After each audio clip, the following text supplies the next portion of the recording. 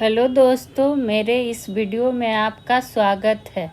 एक बार फिर से लेके आ गए हैं बीपीएससी टीआरई 4.0 के लिए जीके जीएस का टॉप प्रश्नों का कलेक्शन और जानेंगे इसका सॉल्यूशन, वो भी बिल्कुल आसान भाषा में। तो चलिए टाइम को वेस्ट किए बिना स्टार्ट करते हैं आज का पहला प्रश्न। इनमें से कौन सा एक ताम्र अयस्क है? ताम्र अयस्क कहने का मतलब है कि ये कॉपर का अयस्क हमसे पूछा जा रहा है कि इनमें से कौन है। तो हेमाटाइट, मैग्नेटाइट या फिर मैलाकाइट या फिर नन ऑफ दीज। तो हेमाटाइट और मैग्नेटाइट की अगर बात करें तो ये किसका अयस्क हो जाता है? ये तो लोहा का अयस्क हो जाता है या फिर आयरन का अयस्क हो जाता है। आयरन का ये दो अयस्क हम लोग जान गए, हेमेटाइट और कौन, मैग्नेटाइट। और कुछ अयस्क होते हैं लोहा के जो कि एग्जाम में पूछे जाते हैं, जैसे ध्यान रख सकते हैं लिमोनाइड। ये दोनों तो अधिकतर लोगों को पता होता है, लेकिन कुछ और होते हैं जैसे कि लिमोनाइड हो गया, फिर एक सीडेराइड हो गया, सीडेराइड हो गया, और क्या आयरन पायराइड हो गया, आयरन पायराइड। ये सब भी क्या है, लोहा के ही अयस्क हैं। लेकिन हमसे यहाँ ताम्र अयस्क यानी कि तांबा अयस्क पूछा गया है, जो कि ऑप्शन के अनुसार मैलाकाइट हो जाएगा। तो ऑप्शन नंबर सी हुआ इस प्रश्न का सही जवाब। और अगर कॉपर की बात कर ले कि कॉपर का और क्या क्या अयस्क हो सकता है, तो ये क्या और यहाँ पर लिख देते हैं आप लोगों के लिए कि तांबा के कुछ अयस्क के बारे में। एक तो जान गए मैलाकाइट, एक ध्यान रखिएगा क्यूपराइट, एजुराइट, और ये सब सारे अयस्क पूछे जाते हैं, तो इसीलिए एक ही तरह आपको बता दिया जा रहा है। कैल्कोसाइट, कैल्कोपाइराइट, ये सब जो हैं सारे क्या हैं, ताम्र अयस्क हैं। तो इसको भी आप लोग नोट डाउन कर लीजिएगा। बढ़ जाएंगे आज के दूसरे नंबर प्रश्न की ओर। विटामिन्स क्या होते हैं? तो देख लेते हैं विटामिन्स क्या होता है। ऑप्शन में क्या क्या है, कार्बनिक यौगिक, अकार्बनिक यौगिक, जीवित जीव या फिर इनमें से सभी। तो विटामिन्स जो होते हैं कार्बनिक यौगिक होते हैं, तो ऑप्शन नंबर ए हो जाएगा इसका राइट आंसर। वहीं और कुछ पॉइंट की अगर बात कर ले, विटामिन की बात आ गई है तो आपको पता है कि कौन कौन से विटामिन की चर्चा हो सकती है जो कि एग्ज़ाम में काफ़ी पूछे जाते हैं। जैसे अगर आपसे पूछे कि वसा में घुलनशील विटामिन कौन कौन सा होता है, ये काफ़ी बार पूछा हुआ प्रश्न है कि वसा में घुलनशील विटामिन अगर आपसे पूछ ले तब कौन कौन सा हो जाएगा। इसमें आ जाता है vitamin A, vitamin D, vitamin E और विटामिन के। ये क्या हो जाता है, वसा में घुलनशील विटामिन।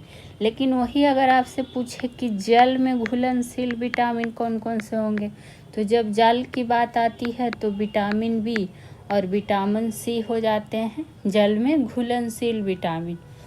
वहीं कितना बार ये पूछा गया है कि विटामिन ए की कमी से कौन सा रोग हो जाता है, तो रतौंधी रोग। यहाँ तक कि इसका रासायनिक नाम भी पूछ लिया जाता है, तो रेटिनॉल। वहीं और क्या कहता है, विटामिन के का भी रासायनिक नाम पूछा जाता है जो काफ़ी बार पूछा गया है, उसकी चर्चा हम कर रहे हैं, तो फिलोक्विनोन। तो ये सब हो गया विटामिन से संबंधित। विटामिन से सी की अगर बात कर ले तो ये क्या होता है, विटामिन सी एस्कॉर्बिक एसिड। और बहुत बार हम लोग विटामिन को अच्छे रूप से पढ़ भी चुके हैं। बढ़ेंगे तीसरे प्रश्न की ओर। ऊंट अपने कुबड़ का उपयोग किस काम के लिए करता है? तो इस प्रश्न का आंसर आप लोग आसानी से दे दीजिएगा, क्योंकि ये आप लोग जानकारी रखते हैं कि जो उसका कुबड़ होता है वो वसा के संग्रह के लिए करता है। तो कहाँ है, ऑप्शन नंबर बी हो जाएगा इस प्रश्न का राइट आंसर। यानी कि देखिए इसमें बहुत सारे लोग क्या करेंगे आंसर कि जल के संग्रह के लिए भी टिक कर देंगे, लेकिन जो कुबड़ का उपयोग है मेनली वसा के संग्रह के लिए ही करता है। क्योंकि वसा का उपयोग बिना खाए रेगिस्तान में वो क्या करता है, कई दिन की यात्रा के लिए करता है। तो इसीलिए आपको बता रहे हैं। अगर ऊँट की बात आई है तो ऊँट को कहा जाता है रेगिस्तान का जहाज। तो आपसे ये भी पूछ सकता है कि रेगिस्तान का जहाज किसे कहा जाता है, तो ऊँट को कहा जाता है। वहीं अगर बात कर लें कि भारत में पाए जाने वाले, इस तरह से नोट डाउन कर सकते हैं कि भारत में पाए जाने वाले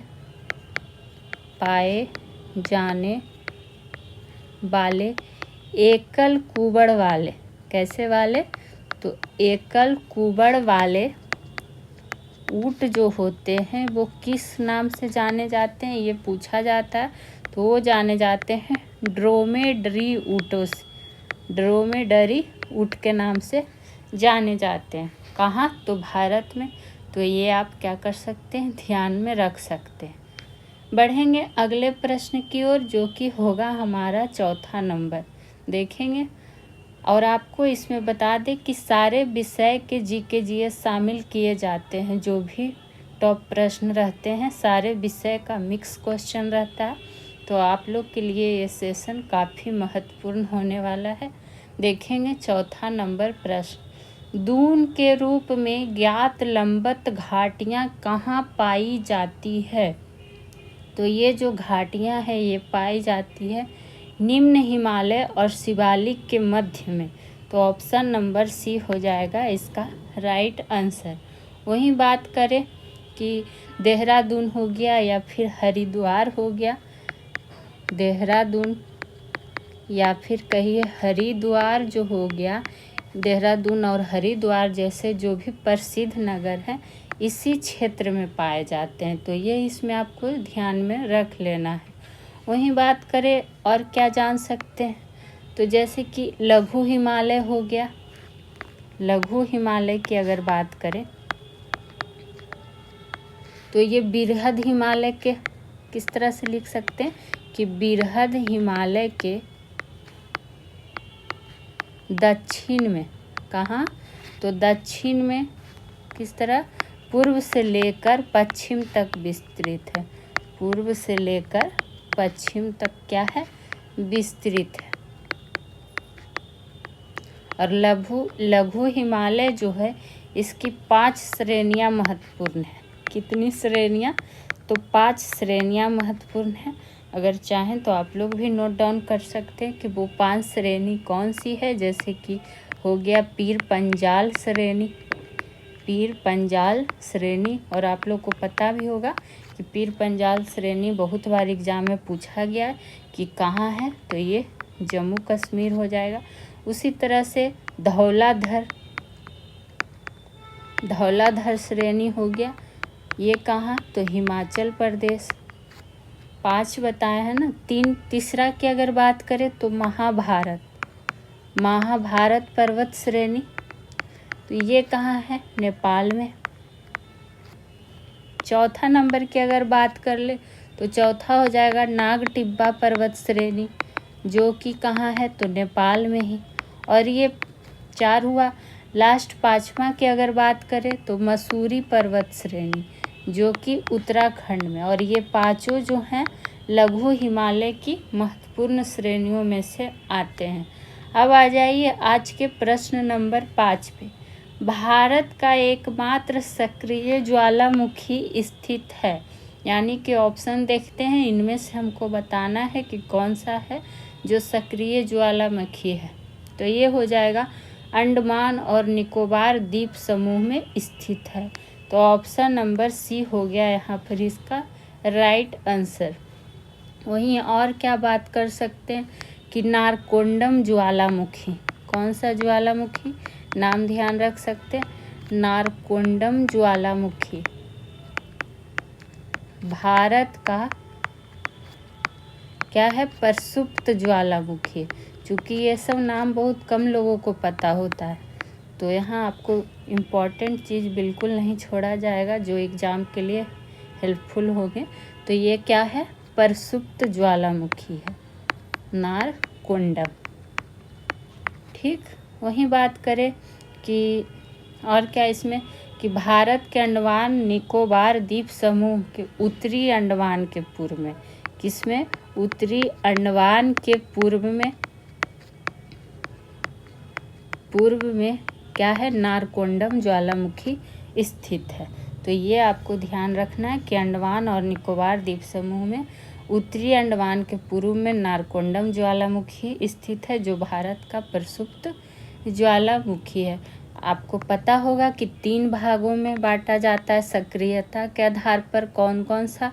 तो एक हो जाता है मृत ज्वालामुखी, एक हो जाता है प्रसुप्त ज्वालामुखी जिसके चर्चा भी हम लोग किए, और एक हो जाता है सक्रिय ज्वालामुखी। सक्रिय को कहीं कहीं जागृत भी लिख देगा। तो ये सब आपको पॉइंट नोट डाउन करते हुए जानना है। और ज्वालामुखी की बात आई है तो एक पॉइंट और यहाँ पर क्या नोट डाउन कर लेंगे कि ज्वालामुखी का जो संबंध है किससे है? प्लेट विवर्तनिकी से। ये काफ़ी बार पूछा हुआ प्रश्न है। किससे है? तो प्लेट विवर्तनिकी से। चलिए बढ़ेंगे अगले प्रश्न की ओर, जो कि होगा 6ठा नंबर प्रश्न। 6ठा नंबर की अगर बात कर ले तो इसमें क्या जानेंगे? निम्नलिखित में कौन पश्चिम की ओर बहने वाली नदी है? तो जो ऑप्शन दिए हुए हैं इनमें से हमको देखना है कि पश्चिम की ओर बहने वाली नदी कौन सी है। तो इनमें से हो जाएगा पेरियार नदी। तो ऑप्शन नंबर बी हो गया इसका राइट आंसर। वहीं अगर पेरियार की बात कर ले, पेरियार नदी की, तो ये केरल की सबसे लंबी नदी है। केरल की सबसे लंबी नदी है कौन? पेरियार नदी। और इसी नदी पर बनाया गया है क्या? इडुक्की बांध परियोजना, जो कि काफ़ी बार पूछा हुआ है।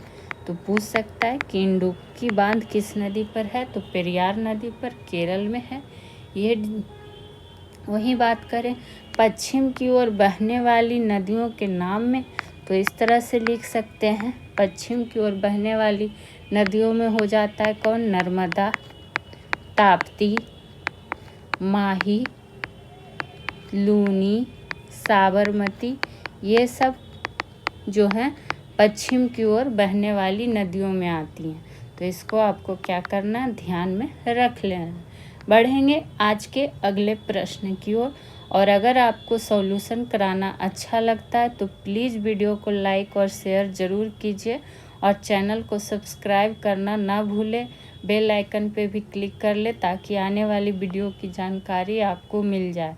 बढ़ेंगे 7वें नंबर प्रश्न की ओर। किसी एक व्यावसायिक रूप से मूल्यवान प्रजाति के व्यापक रोपण को कहा जाता है? यानी कि पूछ रहा है कि इसको क्या कहा जाता है? तो इसको कहा जाता है संवर्धन वृक्षारोपण। तो ऑप्शन नंबर बी हो जाएगा। यहाँ भी रोपण पूछा गया है, यहाँ भी रोपण लगा हुआ है। तो इस तरह से इसका आंसर क्या कर सकते हैं? ध्यान रख सकते हैं। वहीं बात कर ले गहन निर्वाण खेती की, जो कि ये कहाँ की जाती है? तो जापान में।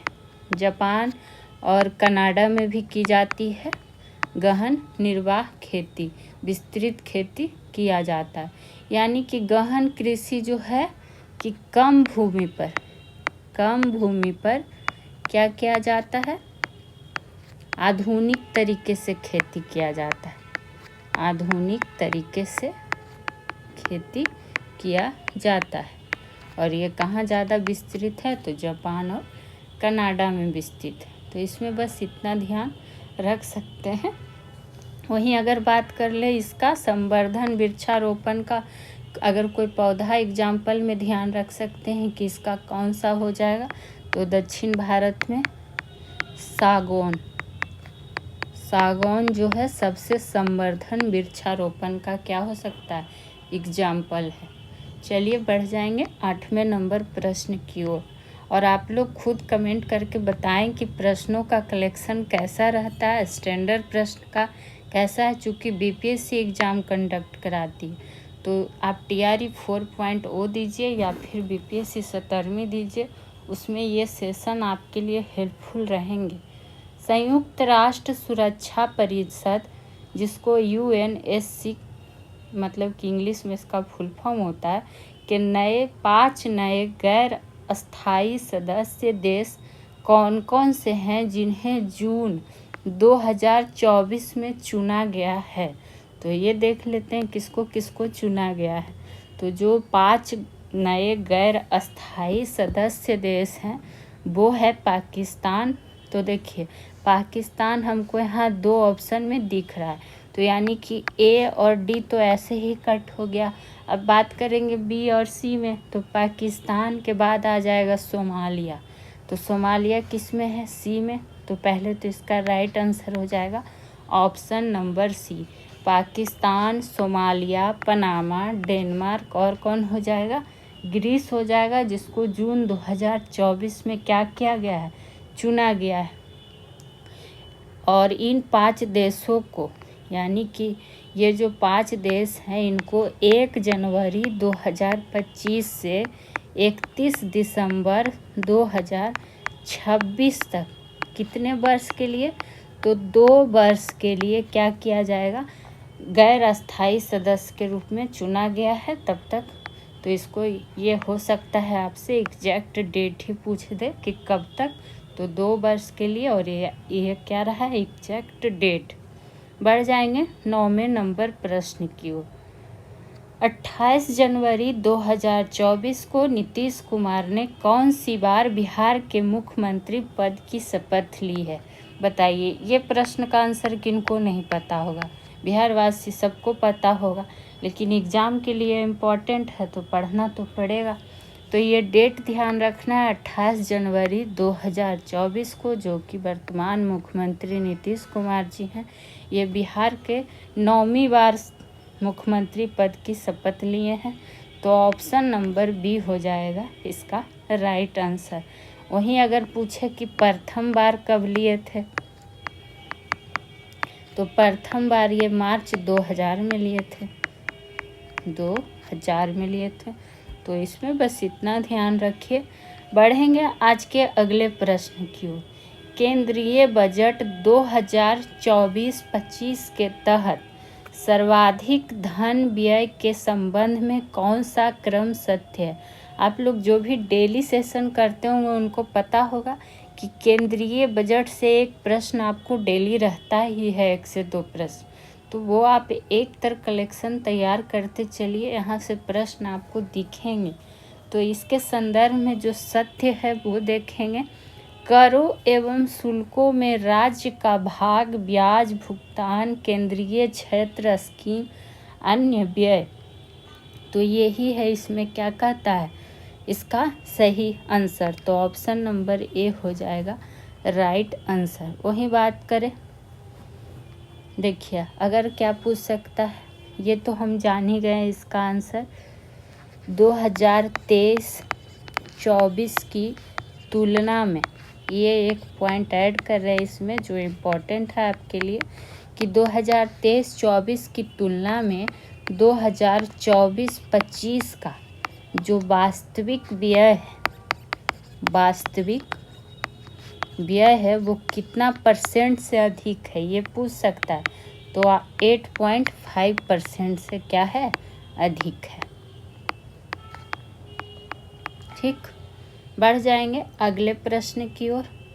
बिहार में चौथे कृषि रोड मैप के संबंध में कौन सा कथन सही है, हमसे पूछा गया है।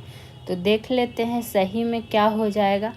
इसकी अवधि 2023 से 2028 तक है, ये है पहला स्टेटमेंट। तो ये तो सही है। इसके तहत 1.62 लाख करोड़ रुपए खर्च किए जाएंगे, तो ये क्या है? ये भी आपका हो जाएगा सही। इसके तहत दलहन, तिलहन और क्या कहता है, मोटा अनाज का उत्पादन पर जोर दिया जाएगा, तो ये भी सही है। यानी कि तीनों ऑप्शन सही हैं। तो ऑप्शन नंबर D हो जाएगा राइट आंसर। और इसको ध्यान रखिएगा कि बिहार में चौथा कृषि रोड मैप है और उसके अंतर्गत ये सब है। और ये जारी कब किया गया था? जो बिहार में चौथा कृषि रोड मैप है। तो ये जारी किया गया था राष्ट्रपति द्रौपदी मुर्मू द्वारा 18 अक्टूबर 2023। तो इसीलिए तो यहाँ पर आया है 2023 अवधि शुरुआत है और लास्ट कब तक है 2028 तक। अगर वही पूछ देगा कि बिहार का चौथा तो जान ही गए, तो प्रथम तो हर चीज़ का इम्पोर्टेंट होता है कि बिहार का प्रथम कृषि रोड मैप कब लागू किया गया था, ये पूछ सकता है। तो 2008 में। ये पॉइंट भी आपको क्या करना है, ध्यान रख लेना है। अब बढ़ेंगे आज के अगले प्रश्न की ओर। देख ही रहे हैं आपको सारे विषय का प्रश्न मिल रहा है, तो आपको जीके जीएस का टेंशन नहीं लेना है। और बार बार बोलेंगे कि अगर आप लोग अभी तक चैनल से नहीं जुड़े हैं तो जुड़ जाइए। बिहार के किसी भी एग्ज़ाम के लिए सारे जीके जीएस के सेशन होने वाले हैं हेल्पफुल। निम्नलिखित में कौन सा सही सुमेलित नहीं है, हमसे पूछा गया है। तो देख लेते हैं कौन सा सही नहीं है। तो अनुकूलन गैप रिपोर्ट जो कि दिया है जर्मन बॉच, यानी कहने का मतलब है कि ये रिपोर्ट है और ये एजेंसी है कि इस रिपोर्ट को कौन सी एजेंसी है जो क्या करती है, जारी करती है। तो अनुकूलन गैप रिपोर्ट जर्मन बॉच एजेंसी, यही गलत है। तो पहला नंबर ही गलत हो गया। बात करेंगे विश्व निवेश रिपोर्ट, ये सही है। परमाणु प्रौद्योगिकी की समीक्षा, ये भी सही है। World of work report ILO, ये भी सही है। लेकिन जो गलत है ऑप्शन नंबर ए। तो अगर जर्मन बॉच इसको जारी नहीं करता है तो फिर कौन करता है, तो इसको जो जारी करता है UNEP। तो ये ध्यान रखिएगा कि ये इसको जारी करता है। अब बढ़ेंगे अगले प्रश्न की ओर, जो कि होगा 13 नंबर प्रश्न। देखेंगे हमारा 13 नंबर प्रश्न क्या है। प्रोटेम स्पीकर समानता किसे नियुक्त किया जाता है, ये पूछा गया है। तो समानता जो है नवनिर्वाचित लोकसभा के वरिष्ठतम सदस्यों में से एक को नियुक्त किया जाता है। तो ऑप्शन नंबर सी हो गया इस प्रश्न का राइट आंसर। वहीं बात करें कि जो प्रोटेम स्पीकर के द्वारा लोकसभा के सदस्यों को शपथ दिलवाने के बाद स्पीकर का चयन कार्य संपन्न करवाया जाता है। ठीक, तो इसमें और एक पॉइंट बस क्या जान सकते हैं कि प्रोटेम स्पीकर की जो नियुक्ति है वो किसके द्वारा की जाती है। तो ये नियुक्ति की जाती है राष्ट्रपति के द्वारा। ठीक, तो इसको आप क्या करिएगा, ध्यान में रख लीजिएगा। और भारत में जो प्रोटेम स्पीकर की ये परंपरा है, यह मान्यता है, ये कहाँ से ली गई है, तो फ्रांस से ली गई है। तो ये आपको क्या कर लेना है, ध्यान में रख लेना है। अब आएंगे आज के अगले प्रश्न की ओर। निम्नलिखित में कौन सा एक प्रस्ताव भारत में मंत्रिपरिषद नहीं रख सकती है, पूछा गया है। तो जो नहीं रख सकती है वो हो जाएगा कौन सा, देखते हैं क्या है। अविश्वास प्रस्ताव, भर्त्सना प्रस्ताव, स्थगन प्रस्ताव या उपर्युक्त में से कोई नहीं। यहाँ पे थोड़ा सा टाइपिंग मिस्टेक हो गया है। उपरोक्त में से एक से अधिक कर लीजिएगा, एक से अधिक।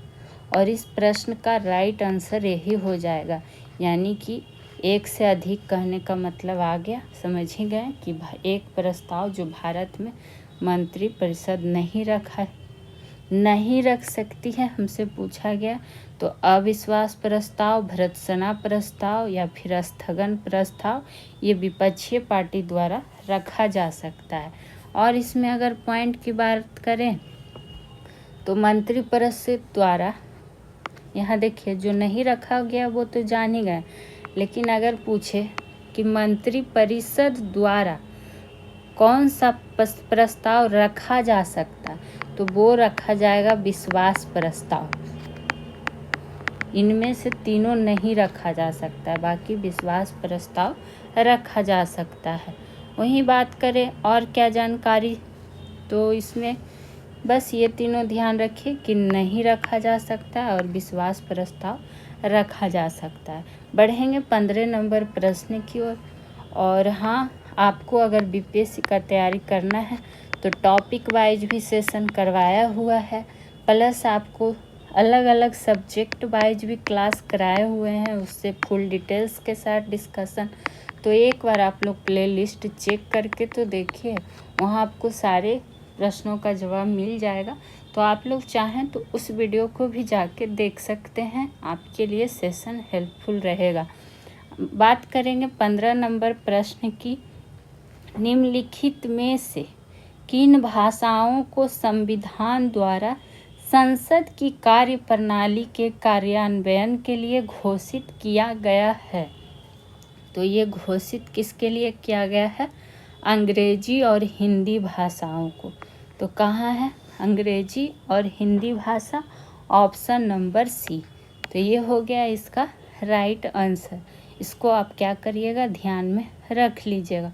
वहीं बात करें कि अगर भारतीय संविधान का अनुच्छेद जो हो गया 343 से लेकर 351 तक आपको क्या है, भाषा से संबंधित प्रावधान है। क्या है?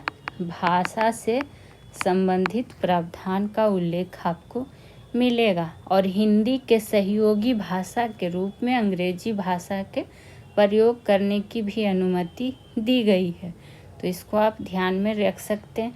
वहीं अगर एक पॉइंट और नोट डाउन कर सकते हैं क्या, कि अनुच्छेद 120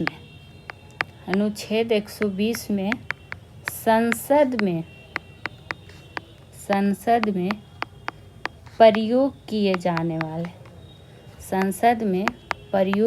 जाने वाले भाषा का उल्लेख है। तो ये पॉइंट भी इम्पोर्टेंट है और आप लोग नोट डाउन ज़रूर किया करें। आपका खुद का नोट्स तैयार रहेगा तो रिवीजन आपको जब एग्ज़ाम नज़दीक में रहेगा तो रिवीजन के लिए आसानी होगी।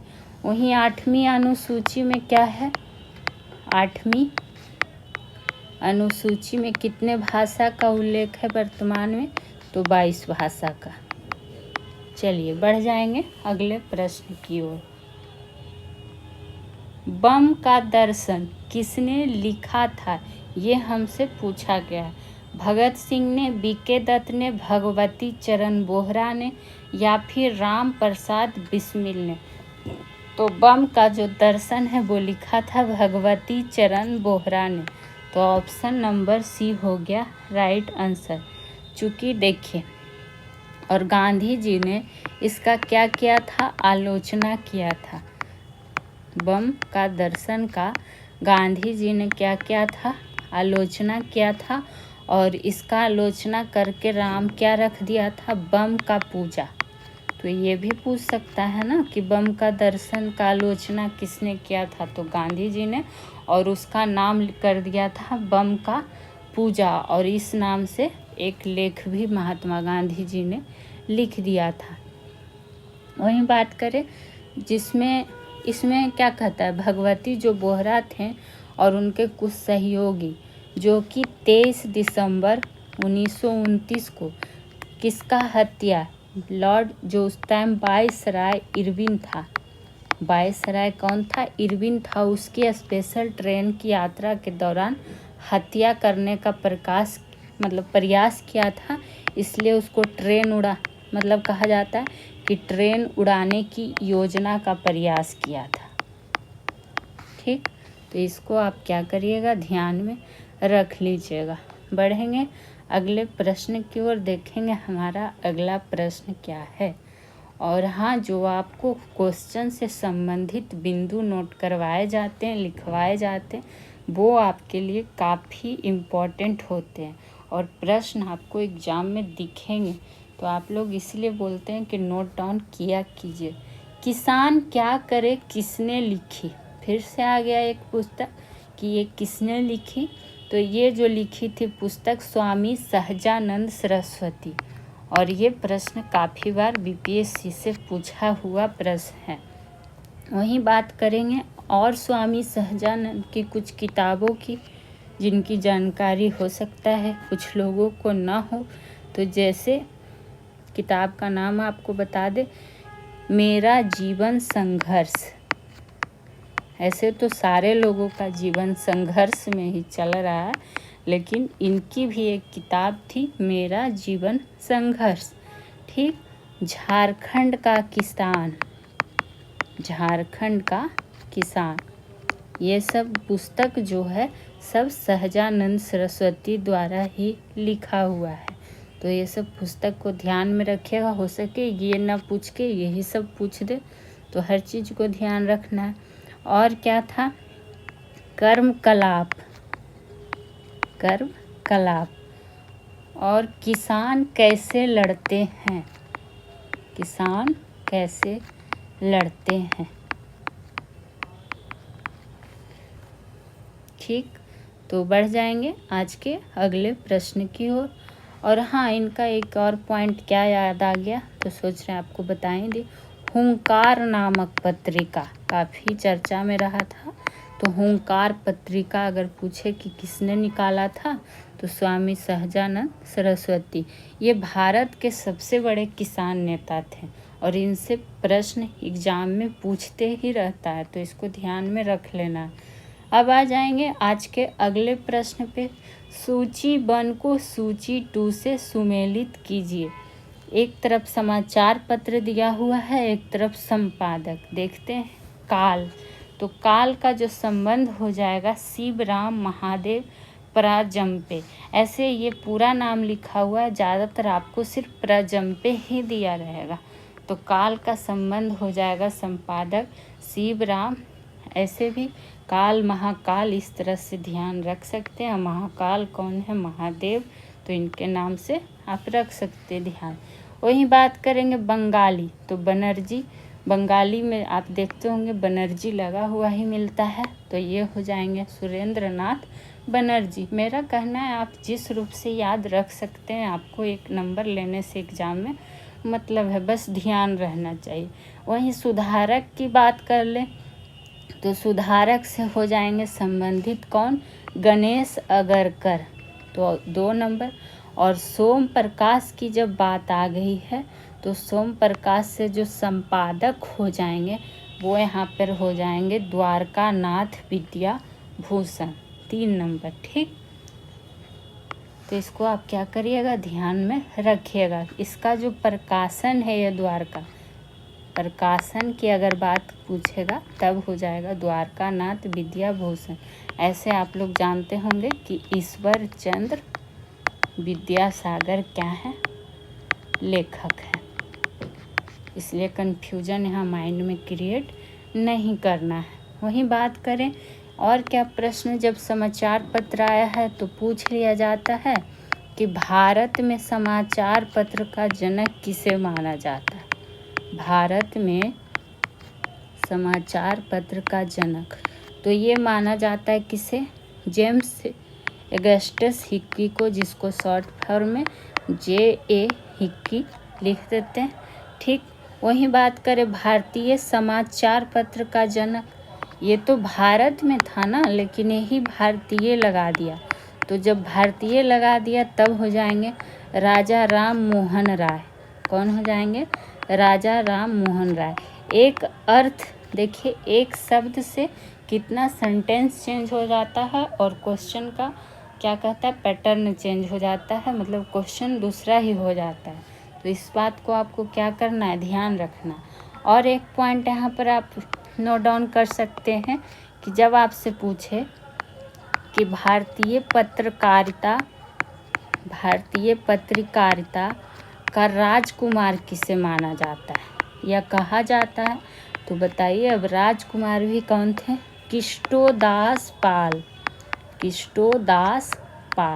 तो ये सब इम्पोर्टेंट पॉइंट आपको नोट डाउन कर लेना है। और आगे बढ़ने से पहले आप लोग को पता है कि डेली के सेशन में आपसे 3 प्रश्न पूछे जाएंगे और आपको उसका आंसर देना रहता है कमेंट सेक्शन में, जो कि आप लोग देते नहीं हैं, पर हम तो पूछेंगे ही। जिनको अच्छा लगता है सेशन वो आंसर भी दिया कीजिए, आप ही के रिवीजन के पर्पज़ से ये कराया जा रहा है। तो आज का जो पहला प्रश्न होगा आपके लिए वो क्या है, पहला प्रश्न है आज का कि विटामिन डी का रासायनिक नाम क्या है।